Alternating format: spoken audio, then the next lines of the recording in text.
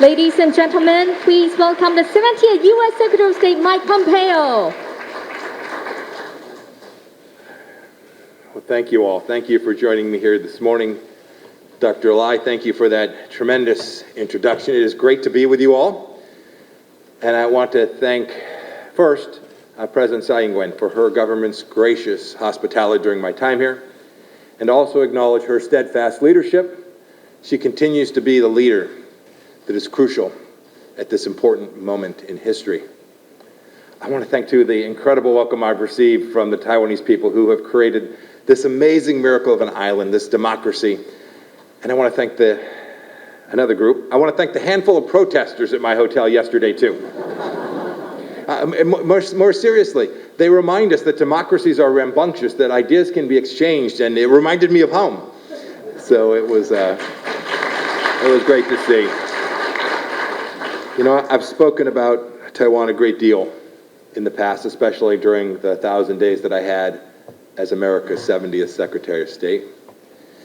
And yet this is the first time I've had the privilege of visiting your great and free nation.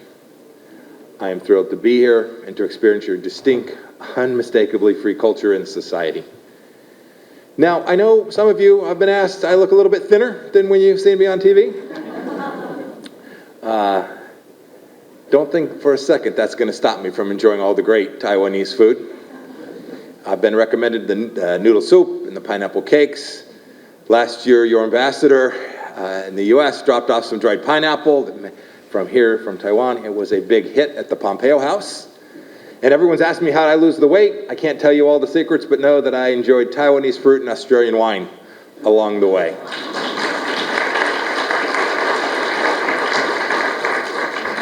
Your country is beautiful. It is rich in history and deep traditions. There's so many things I could speak about today. I'm sure we'll have a chance in the course of our conversation when you get a chance to ask some questions. But I want to start by highlighting some of the things that we in America view as the most significant, the most impressive achievements of Taiwan. First, I've mentioned your devotion to liberty here, combined with the unmatched work ethic of the Taiwanese people, has produced national accomplishments which are remarkable for a nation of 23 million. Your free economy is among the most prosperous in the world. Indeed, you grew even in the face of this virus. You're one of the few countries that experienced that continued economic growth during these last 5 years. In fact, last year you experienced the strongest economic growth in a decade. You should be incredibly proud of that. It did not happen by accident. It happened because of the hard work of the people here. You know, even more impressive has been the character of innovation in your economy, spurred on by your free market system. The companies here in Taiwan are the envy of the world. I don't think I'm exaggerating to say that practically every electronic device in the room today, many of you have it in your pocket on silent, I hope, was made by Taiwan's semiconductor manufacturing company. Foxconn makes phones for the world and laptops for the world. The crucial parts for electronics flow from this place to the world that have created so much innovation, so much prosperity, and so much productivity. I could go on, the list does. It's all because of the simple fact that your economy here in Taiwan is one of the most elegantly free in the world, and now one of the most important economies in the world. The United States and Taiwan's economies should grow closer and closer and closer. You know, sometimes I think people here take for granted your existence as a free nation enables economic achievements all around the world. In light of this, it's worth considering the importance of upholding and defending sovereignty of free people, something Dr. Lai spoke about. We know that standing for freedom together is a necessity wherever liberty is threatened. When we lose sight of how important that is, there are real consequences, human consequences. All of us can recite the history from World War II. After the annexation of Austria, Hitler didn't stop there. He wanted the Sudetenland. And after that, he wanted the Polish corridor. He was banking that nobody would stop him, that would value their own peace and security more than the freedom of others, that nobody would stand for freedom until it was too late. He would have accomplished his horrific objectives. We sit in this room today as pictures from Ukraine flood our TV sets. We've seen this in the recent days. Vladimir Putin, a dictator, with absolutely no regard for freedom, decided he would invade Ukraine and begin redrawing the borders of Russia by force, taking land and life from his neighbors. The Ukrainian people have made clear for many, many years they do not want to live under Russia's thumb, and they will fight. They will bloody their invaders. But unless European nations oppose Russia with great result, and that the West unites, there is risk that this light of freedom will be at risk. We can't let it be snuffed out there. It is not possible. It is not morally right. Make no mistake, Vladimir Putin won't stop in Ukraine. He's told us as much. He won't stop until he's reestablished what he views as the rightful imperial legacy of his regime, Greater Russia. We saw this during our time as well when North Korea threatened the world. They too will continue to provoke, to draw attention, and achieve their objectives through use of force. We can't appease. It creates too much risk. We can't concede liberty. It poses too much of a challenge. Security in exchange for the loss of life is simply not acceptable. With respect to North Korea, we brokered a deal with Chairman Kim. It was imperfect, but it was a deal that we did without appeasing to the regime and creating risk to our allies, created no risk to our allies as well. I hope that this central understanding will continue. Most importantly for our discussion today, how is it that we, collectively, freedom-loving peoples, will challenge the aggression of the People's Republic of China? You know, when the United States engaged 50 years ago with China, President Nixon hoped that free trade and free exchange of ideas would cause the communist dictatorship to be freer and more open. Part of that strategy was based upon the Cold War necessity of defeating a common enemy, the then Soviet Union. This approach imagined a future that hasn't rolled that way. It didn't develop as they had hoped. Reflecting on his opening to China, President Nixon said that America's engagement policy with that communist dictatorship, quote, may have been something that, quote, created a Frankenstein, end of quote. Yet, despite President Nixon's honest and accurate acknowledgement of the failure of a long-term American policy, the policy of engagement, few in Washington proved willing to challenge the threat from the Chinese Communist Party and to reverse direction.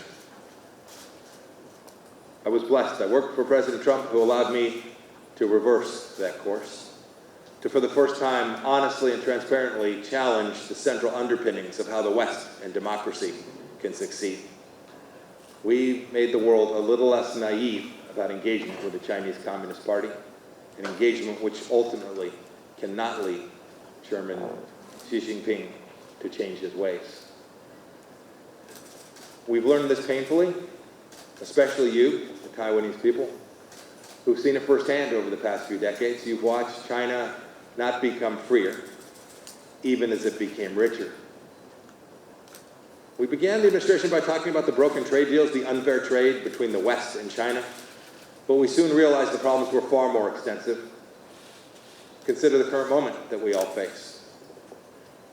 We should not forget that just this past week, China broke another promise. We all know the promise they broke in Hong Kong. In the China-Ukraine Strategic Partnership, a document signed by the Chinese Communist Party, each promised, quote, to offer support to each other on issues concerning national sovereignty and territorial integrity, end of quote. Another promise broken, this one to the freedom-loving people of Ukraine. The long list of the CCP's malign activity reflects China's Communist Party's vision. We should take them at their word. We should take Xi Jinping at his word for his global intention, for hegemonic dominance around the world. I know for me and for you, the dark future of a world under a communist dictatorship is unacceptable, and we should not empower it by letting them have economic strength to create the next generation of technologies. This is how we can challenge Xi Jinping's objective. It's why I've repeatedly said And much of the world is now in agreement that the danger posed by the CCP is the central threat of our time. Our time. America's time. Taiwan's time. As the Secretary of State, I led the effort of the State Department to confront our flawed relationship with the PRC. We tried to do it with candor and reciprocity, with principled realism, accepting things as they are, not as we wish them to be. We renegotiated trade deals. We rallied our allies to confront the CCP. We closed their embassy in Houston, Texas, when they were spying on America. And we recognized the atrocities that were being committed against more than 1 million people in the western part of their country, in Xinjiang. We called it what it was. We didn't live in a fantasy world. We called it genocide and crimes against humanity, crimes that are going on to this day. We sanctioned CCP officials across the board for engaging in violation of human rights. We took seriously our obligation to lead the world in this way.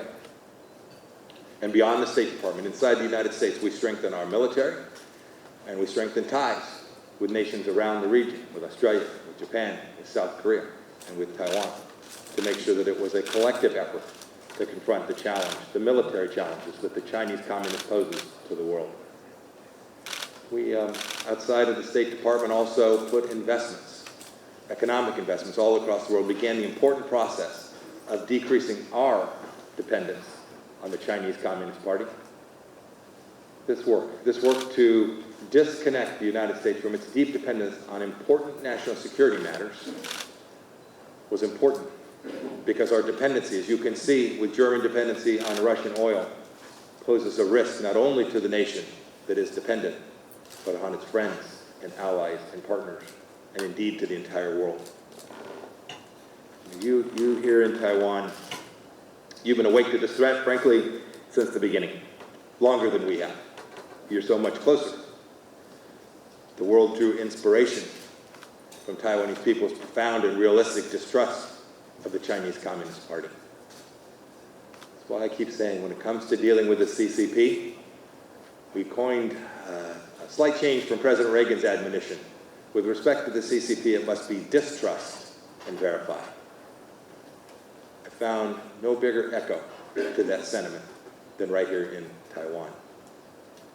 Indeed, the CCP's intention, its drive, its speaking about control of this place, to impose its dominance here, by force if necessary, is horrific. Understanding the reasons helps us be confident that we can confront this threat with clear eyes. First, the CCP leadership views taking over Taiwan as its ultimate fulfillment of a decades-long communist ideological commitment. From Mao to Deng to Xi Jinping, the inability to fulfill this commitment has been a major stain on the CCP's domestic reputation. Under Xi, the CCP's ideological hubris has reached new heights. Thus, taking over Taiwan, a necessary mission, is not only to boost Xi's egomaniac claim of greatness, but indeed to solidify it. It is clear to me, and I think clear to many of us now, that the PRC believes that it is stronger than the West, that America is in decline. We saw this when Yang Jiechi gave an arrogant tirade against the United States in Anchorage during their very first meeting with the Biden administration. This arrogance, this belief that the West is weak, makes Xi dangerous. The very belief that the PRC could prevail in a confrontation, diplomatic, economic, military confrontation, puts our allies and friends at risk and makes the conflict that much greater. And because America is the most decisive backer of Taiwan's freedom, taking over Taiwan would change the global balance of power in the most fundamental ways, decidedly in the CCP's favor. Second, China's saber-rattling against Taiwan comes from fear and paranoia. As I said, Taiwan is a living example of the success of freedom and democracy of the Chinese people. So long as this example exists, it severely undermines the credibility and authority of the CCP, especially with the Chinese people who are under their thumb. One of the singular, most momentous events in my tenure as Secretary of State was to witness the painful death of Hong Kong's freedom and autonomy. Their brutally successful takeover of Hong Kong last year boosted Xi's hubris It made him feel more powerful. I am convinced he won't be satisfied stopping at Hong Kong. He talks about Taiwan as an integral part of the one country, two systems scheme championed by his nation. Making good on those ambitions is central to Xi, making his power and maintaining his grip on the Chinese people. I mentioned the consequences we face not standing up. The same is true here. After Hong Kong, Xi will desire to grow ever more. After Taiwan, he'll want the South China Sea, then the Senkakus, and so on, as he expands his hegemonic efforts. If we don't confront authoritarians who have no regard for freedom and independence, then they will draw us into conflict. And that conflict is one that will be far greater than it would have been were we to act sooner. It is for these reasons that the United States-Taiwan relationship is so central to me. It is on my heart. It is fundamental to confronting China and promoting prosperity here and in America and around the world. And this is something I saw Secretary say, and it's something that must become an essential part of our nation's foreign policy, now and in the future, and it must be bipartisan.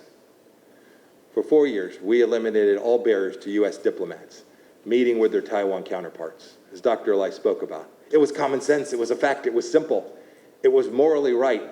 This made it easy for me. We enacted policies which encouraged greater science and technological exchange between our two nations. It was right, it was moral, it was decent. This made it easy for us. We sold over $20 billion worth of arms to Taiwan, which made Taiwan safer and further cemented our important relationship. This was right, it was decent, it was moral. This made it easy for us. That's something that I am so happy to see, that even after our administration has departed, the Biden administration has continued down this path. This is good for Taiwan, it is good for America, it is good for the world. And we've too fought hard on the international stage for Taiwan, advocating for its admission into the World Health Organization. The United States must support Taiwan for the same reason that Americans defended West Berlin when I was a young soldier during the Cold War. We knew then if Germany fell, that if freedom fell, the freedom in the world risked dying. I know the stakes here. I know the stakes. Having commanded a tank platoon in West Germany during those final years of the Soviet Union, I knew our mission was tough. I knew our mission to patrol that border was risky. Much like West Germany then, Taiwan today is a shining example of democracy and freedom. Today, I come here as a private citizen, but it is an imperative to change 50 years of ambiguity. It's about America's diplomatic recognition of the Republic of China and Taiwan, while the United States should continue to engage the People's Republic of China as a sovereign government. America's diplomatic recognition of the 23 million freedom-loving Taiwanese people and its legal, democratically elected government can no longer be ignored, avoided, or treated as secondary. It is my view that the United States government should immediately take necessary and long overdue steps to do the right and obvious thing, that is to offer the Republic of China Taiwan America's diplomatic recognition as a free and sovereign country.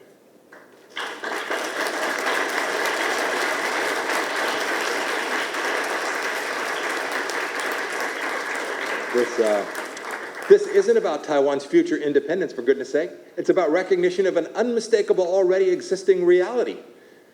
It's the reality.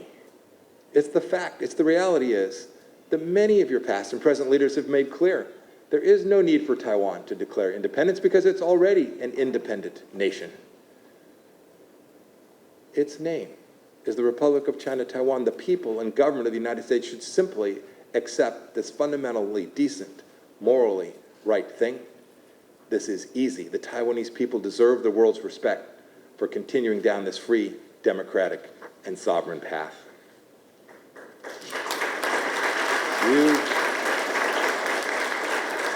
You are the most vibrant democracy in all of Asia and are at the forefront of today's fight between freedom and tyranny. We should support that. I believe that Taiwan must have America's support if freedom and democracy still have a chance to thrive, and I am counting on it, and I believe it will. This is as important for the Taiwanese people as it is for the American people. I said before, American support for Taiwan is bipartisan. Taiwan is a crucial partner in defense, and most importantly, in establishing deterrence. It is situated right in the middle of our defensive parameters. From Japan to Korea to the Philippines and the South China Sea, losing Taiwan would directly imperil our vital national interests in the United States. The good news is America is now awake to the threat that China poses, not just to the United States, but to the entire world. The intellectual and strategic traditions which have guided you are now invaluable to all the world. Taiwan has the most sophisticated understanding, richest experiences, and most efficient toolkits to deal with that old foe, the CCP. The rest of this world, for this reason, can learn many things from the Taiwanese people. It is today's global awakening to this CCP threat that has made Taiwan such a proven force for good in the world. Indeed, an inspiration to many people in mainland China as well. If democracy is to come to China one day, which we all pray for, our best and most efficient partner will undoubtedly be the Republic of China, Taiwan. I have one final thought before I take questions. You should know how deeply I believe that the futures of Taiwan and the United States are intertwined. They're intertwined because we love freedom and because our interests, our security, diplomatic, and economic interests are incredibly aligned. We're each committed to ensuring peaceful relations and stability in the Taiwan Straits and indeed throughout the Indo-Pacific region. And we've dedicated ourselves to this commitment. This was at the core of the Trump administration's approach to this crucial area of the world. We know that the security and integrity of Taiwan remains vital to that mission now and in the future. Taiwan and the United States are aligned according to our values and principles. We both fully embrace democracy and free markets. We believe in the inherent dignity of every individual and understand that government exists to serve the people, not the other way around. Today, you, Taiwan, show an unbelievably wonderful example and contribute enormously to the global economy with technology and public health that is the inspiration to so many of us. Whether in Taipei or back home in my hometown of Wichita, Kansas, the flourishing of Taiwan should be justly celebrated, as should the principles that we all share. We must continue to strengthen our relationship together and must continue to work to strengthen it. I know that you will do that. Thank you for being with me today. I look forward to our conversation, and may God bless every person here in this special place of Taiwan. Thank you. Thank you, Secretary Pompeo, for your wonderful sharing. Please be seated. Thank you. Ladies and gentlemen, once again, a big round of applause to Secretary Pompeo. Thank you.